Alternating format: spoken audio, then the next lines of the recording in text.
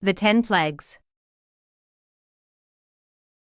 Moses and Aaron went to Pharaoh, telling him that the Lord commanded, "Let my people go." But Pharaoh was proud and stubborn, refusing to free the Israelites. Then Aaron struck the Nile River with his staff, and all the water turned into blood.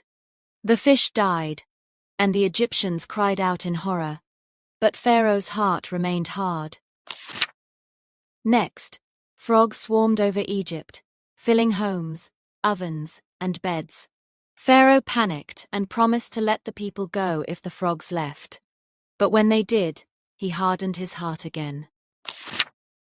Aaron struck the dust of the earth, and gnats covered every person and animal in Egypt. Even Pharaoh's magicians admitted, "This is the finger of God," but Pharaoh stubbornly refused. Moses warned Pharaoh, and swarms of flies filled the land, but not in the Israelite homes. Pharaoh offered a compromise. But when the flies vanished, he broke his word once more. The Lord struck the livestock of Egypt, and all their horses, camels, and flocks died, but not one animal of the Israelites perished. Still, Pharaoh's heart was unmoved. Moses threw soot into the air, and painful boils broke out on all the Egyptians and their animals.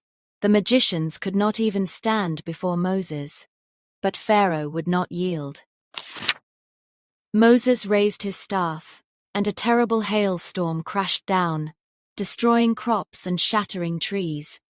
But in the land of Goshen, where the Israelites lived, there was no hail. Pharaoh cried out, promising to let them go. But when the storm ceased, he hardened his heart yet again.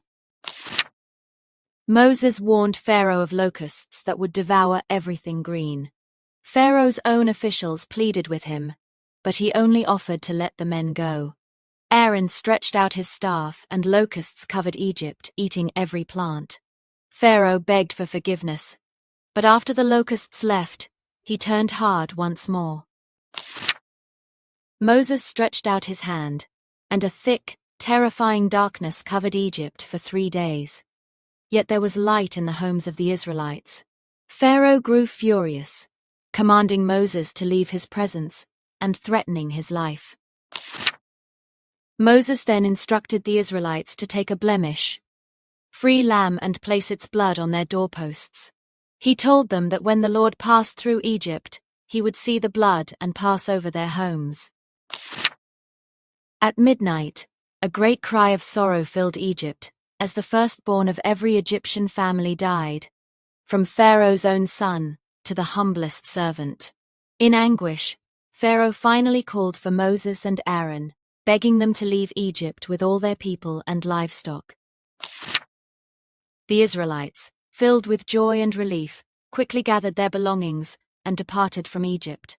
Moses led them out, knowing that with a mighty hand, the Lord had delivered his people to journey to the promised land.